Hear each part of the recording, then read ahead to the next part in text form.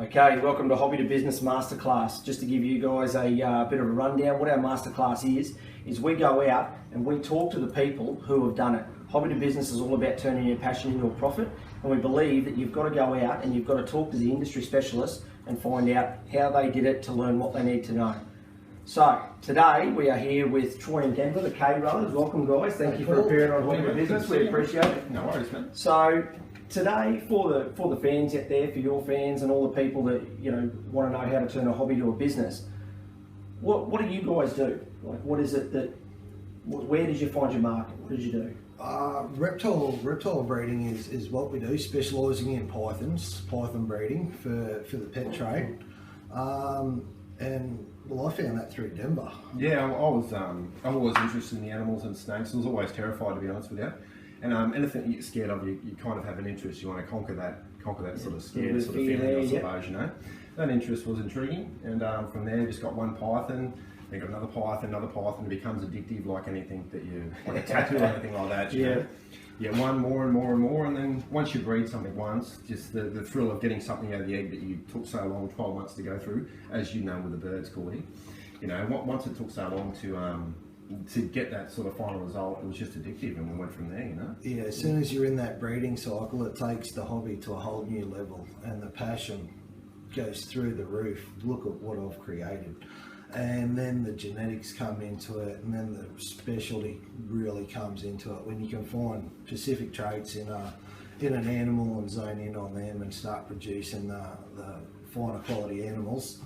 Yeah, that's what we're about. Yeah, so really, you guys have really established yourself not only in the pet market, but like specifically the mutation market, isn't it? Pretty well much, yeah. We fell in, I don't know if you call it falling into it. We got into the hobby before the hobby became popular. Back before the whole Facebook trend and all that sort of stuff. Yeah, we were into the hobby, what, 18 years ago? Yeah, well, I was 21 and I'm 36 now, I don't want to say it. You guys do the math. Yeah. So we've been in the hobby for a while before it became popular, and we've seen all the different stages that it's been going through.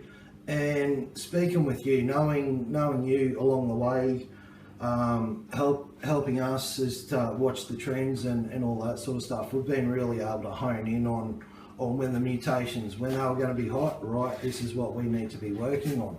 And following the trends in the hobby, well, that just eases sales right there. If you're producing what's in trend, well, you're having no problems selling that stuff. So you're not working in another room feeding a whole heap of animals all day, every day. You're in the breeding room where it's all happening. So you still got passion, but you keep up with the trends, you know? And and you're supplying what the market wants. 100%. Yeah. You know, which is in some of our videos in the future, we go into how to identify your market, and what, Troy and Denver have done here is they've, number one, established their market and found their niche. Yep. So, okay, now that everyone out there understands what you do, tell us your story. How did you start? Like, what was it? Because it's a very compelling story. It's a very compelling story, isn't it? Well, it's like that fear interest, like the sort of brand snake, and it terrified me. I got my first spot of python and it bit me, and I went like that, and the thing went flying, so I thought, I've got to get my stuff together, But I got the first python and started interested in breeding, then Troy got python, started interested in breeding. We were talking about cattle first off, but we didn't have the land, Yep. So space was an issue, so we addressed That's the space issue. That's a big change, isn't it? It is a big change. Reptiles, isn't it? Well, we needed X amount of acres Yeah. per head of beast, where we can hold hundreds of reptiles in this tiny little room. Yeah. So, the mutation concept's all the same, isn't it? Yeah, it is. No matter what you're doing. I had a passion for animals and breeding. Denver had a passion for reptiles. It didn't take, as soon as Den got into reptiles, it didn't take me long to fall in with, wow, how cool are these things? Yeah, they're amazing. And then, to see all these new mutations coming through, Facebook and social media come. Bang! It just shot off. The social media changed the situation completely, and so did our health. I mean, that's when it started progressing more from the hobby, more so to the business, because I've always had an anxious sort of behaviours and that sort of stuff. So it hindered me at work a little bit, Yeah, and I lost my best welder. Yeah, that's right. That's right, 100%. And Troy had a kidney failure, so that's put a bit of a handbrake on things for him. So we had to sit down and make a few decisions on what we're going to do for the future. So you've evolved, haven't you? You've really, at every step, I mean, there's been some setbacks. Yeah. But setbacks are lessons, though. Yeah. You've evolved. It didn't work out negative, did it? No, used it in a positive sense. I was told at 28 with kidney failure, that's it, you can't work again. Everything you qualified for, you can't do. It's either too dirty, too physical, anything like that. I'd already been a couple of years into reptiles with Denver. I was pretty down and depressed about it all. I went and seen a shrink, and the shrink says, "What do you like doing?" I said, "Well, yeah, I play around with reptiles. I breed a few pythons." Yeah. I said, "Why don't you concentrate on that?" Spoke with Dan about it, and cattle farming was out. And away we went. He gave us both something to focus in on, something that we were both passionate about. And even though there wasn't really a market there, you could see that there was a market evolving. And, and then as soon as social media come into it, like I said, it skyrocketed. And we'd already had years in, we had the bit of experience, and now it's just time to specialise and turn this hobby into something that we can do. It's evolving too. Something that we can do to help pay the bills and as the Hobby2Business logo says, you turn your passion into a profit. 100%. Yeah, that's exactly what it is, you know. And I mean, the amazing thing out there is that there's so many people in those situations that for one reason or another can't, work or do the things they used to do that was their livelihood. Definitely common, because that's what they look for, an outlet, their passion, 100%. People with sort of any sort of anxiety or sort of depression issues, they have a passion. It's great for people like that, you know.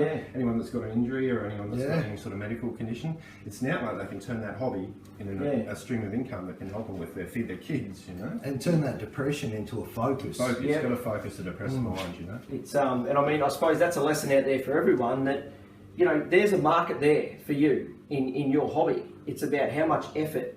And I've known these guys for a long time. Denver and I did our apprenticeships together. Yeah, it was a long time. Way back, probably 20 years. Good times, though, man. Yeah, 20 years. We had a lot of good times. A lot of chats about what do we want to do, about what I want to do with birds and what Dan want to do with snakes. And then through Denver, I met Troy. And I mean, but I guess the difference between there's a defined difference when you look at reptiles between what you guys have done and really what anyone else has done, and it comes down to the effort you've put in, doesn't it? It does. Input versus output. You're going to get into it, what you get out, what you're going to get out of it, what you get into it. So there's not a lot of people out there that don't make it work. They don't put the effort in to get research. You learn something from other people's mistakes as well. We ask a lot of things. Instead of asking what did you do right, they can tell us a million things that they've done right. What did you do wrong, mate? What's the worst thing you've done? And we learn that, and that's why we've learned a lot of our lessons. Not make the same mistakes other people make. In essence, I suppose what you did right was the second step. Yeah. You found what you did right because of what you did wrong. 100%. So you go back to the root cause of why you changed it. Eliminate doing what he did wrong, So don't make the same mistakes. So talking to reputable people and people that you trust and all that sort of stuff. That's why we talk so many times, because of common interests and I mean, it's about, I suppose what you're saying is, when you look at in business and one of the concepts we drive in Hobby2Business is to get a mentor. So in your passion, whether that be, Hobby2Business as someone who can mentor you on the business side of thing, or in your specific, really for someone in a hobby, they probably need two mentors, don't they? They need someone who can mentor them on their specific hobby, and they need a business mentor. And that's where Hobby2Business comes in. Exactly. See that plug? Yeah. So well done. So in the end, let's have a look at a couple of snakes, and show everyone out there some of the beautiful animals that you guys are breeding. Beautiful. Nice, beautiful.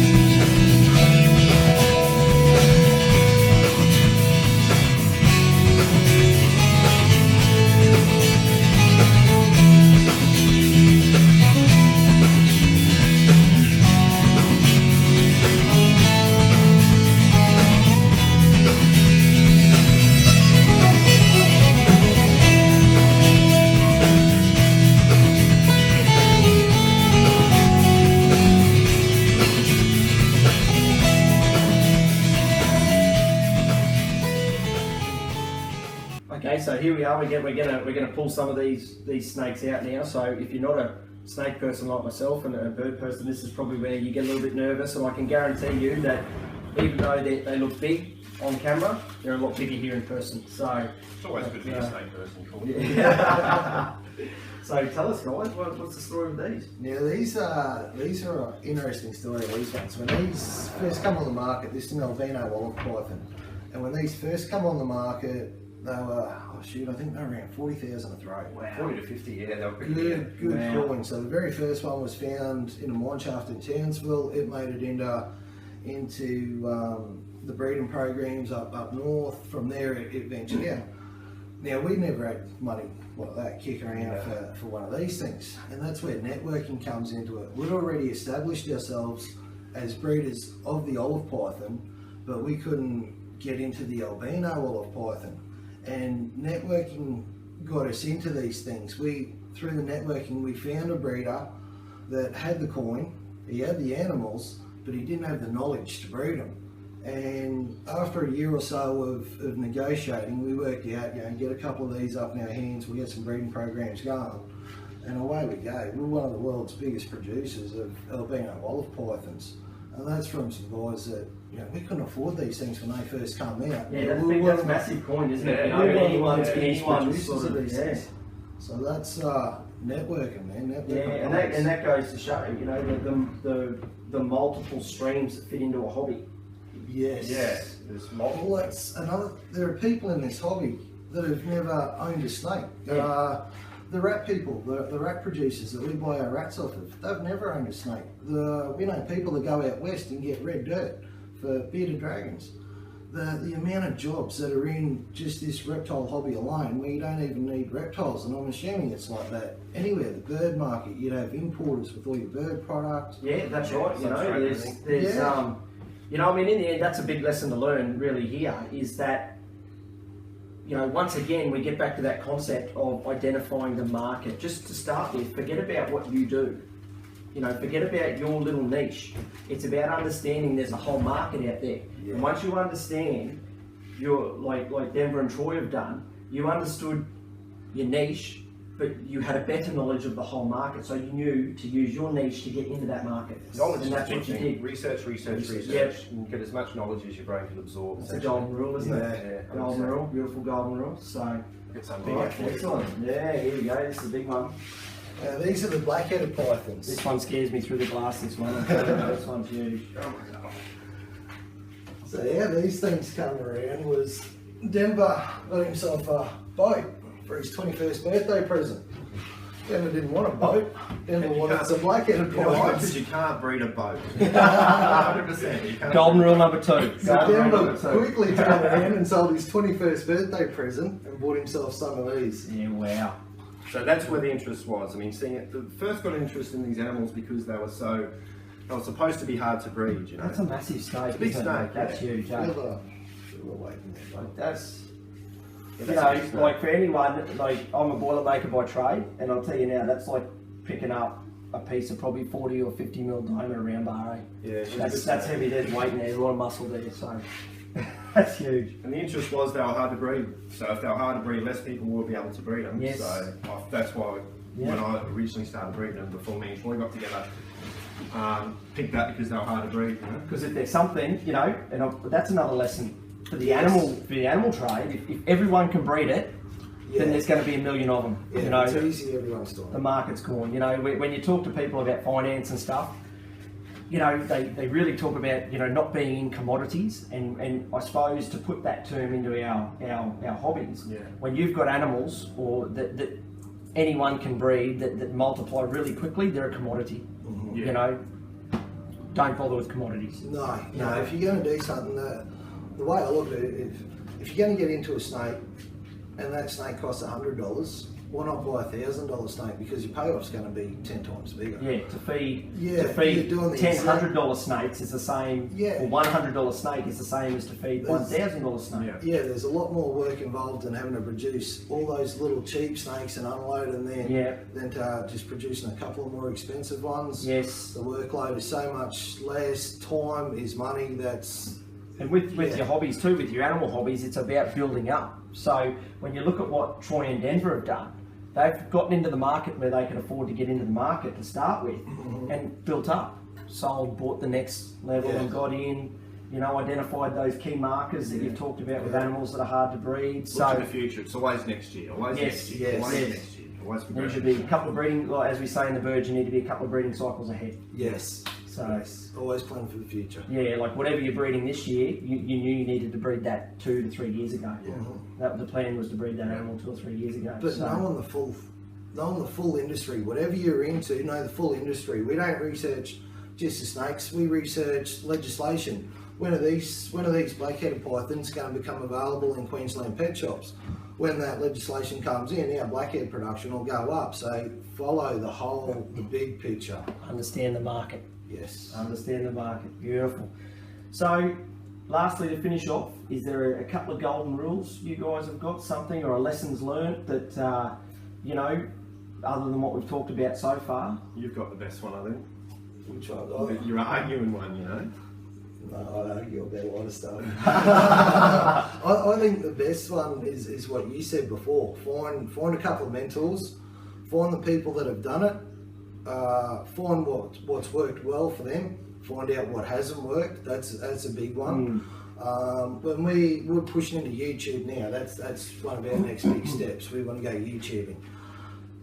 One of the first things we done was found a big YouTuber and asked him, where have you stuffed up? Before we asked him, what have you done right? Where have you stuffed up? What have you done wrong? Beautiful. And that was the first question we led with. Knowing the mistakes, not repeating them. Yep. Yeah. In these sort of, I suppose these animal trades too, they're not like a market, as in a market like a share market or anything where there's defined rules. No. So you come across some rat bags. Yes. And I'm going to say Troy's rule here because he told me and I love it. Yeah. I absolutely love it. And as soon as he told me, I took it on board. Was don't argue with idiots. Yeah. You know, especially with social media, you're going to have a lot of issues with people. There's a lot of keyboard warriors out there, and everyone wants to have a crack at the people at the top. You know, it's simple. You know, tall poppy syndrome. We've all heard that saying. You know, and that's. Don't waste your time arguing with them. They're wasting your time. Want to argue, they want to get into arguments. And your time is best spent elsewhere instead of arguing with idiots. That's not making you anything. Go and earn some coin elsewhere instead of arguing with them. You know, you give an idiot their 15 minutes of fame, and that idiot wants another 15 minutes of fame. And if they've got if they've got a rise out of you once, they'll do it a second time. Yeah. Don't let it in. So it's all, you know. And that comes down to a concept of, you know, people that do this, it's our passion, isn't it? Yeah. It's our passion, it's what we do. And those type of things can really kill your passion. You know, the amount of people that you talk to and say that, oh, I got out of doing this because I was getting bullied online or what, you know, like you see a lot of it on the news and stuff about kids at school and all that type of thing, but it probably, I think, is probably more proficient in the hobby trades online. Sometimes you've just got to stand back away from it and look at the whole, essentially the whole subculture, what a subculture you're in, you know. Yeah. Essentially it's a subculture. That's it, it's beautiful. Every hobby is, isn't it? It's a subculture, 100%. You know? Stand back, look at the way the whole mechanism, essentially is a living, breathing organism. Not essentially, but it pretty much is. It bites. If you do something wrong, you'll get bit. You'll get bit, 100%. While it is good to have an opinion, try and keep it to yourself a lot of the times because everyone else has got an opinion. As soon as you put that out there, they're going to come hand and all the haters are going to start hating. So what we've learned is don't give them anything to feed off of. Just all the good positive stuff that we're doing. We share the good positive experiences with them. And don't give them a reason to hate. You know, in the end, you know, like a good saying I heard years ago, opinions are like arseholes. Everyone's got one. Some are just full of more shit than others. So you know, it's when you get into the level where you want to make a passion out of your profit, you're going to have to be out there, but you've got to control your interactions. Don't get, you know, be professional with your interactions. There's always someone that's going to have a crack at you, and the minute you respond to that crack, you're on their playing field. You know, and they've got you. And they're in. So it's hard because people's, you know, human nature is that you defend yourself. But one thing that I've seen Denver and Troy do really well is control their interactions total pros, total pro. These guys, you know. I think like, there's only been 3 times since social media occurred where we've been involved in 3 arguments. We've had to address it. We had to address it. And that's because we've been forced to address it. And every time they've just been facts, figures. Yeah. And there's the truth. You guys decide for yourself. Yeah. We're out. And that's it. Not interested. No. Well done. Didn't engage in the to and we've got fro. other stuff that Controlled the interaction. Yeah. Snakes need feeding. Need cleaning. Excellent. So. YouTube needs shooting. Yeah, that's it. You know, and like you said before, you know, your time is much better spent actually on your passion. Yes. And that's the thing. Your time and your energy can get taken. Like, even though you're in that market and that subculture, if you're not careful, your time and effort can really get dragged off your passion and onto these little periphery things that happen on the outside. So focus. Yeah, focus, exactly. Key word, isn't it? So, and you guys have done it so well. So, last plug I want to throw in for K Brothers is go to the YouTube page. These guys do some great stuff. Like, I love it. You know, if you're not a snake person, go and watch it. You'll love it. These guys are pros. Thanks, guys. We appreciate you coming along today. Appreciate it. Appreciate you having us. Yeah, so Hobby to business, people. It's a winner. thanks, guys.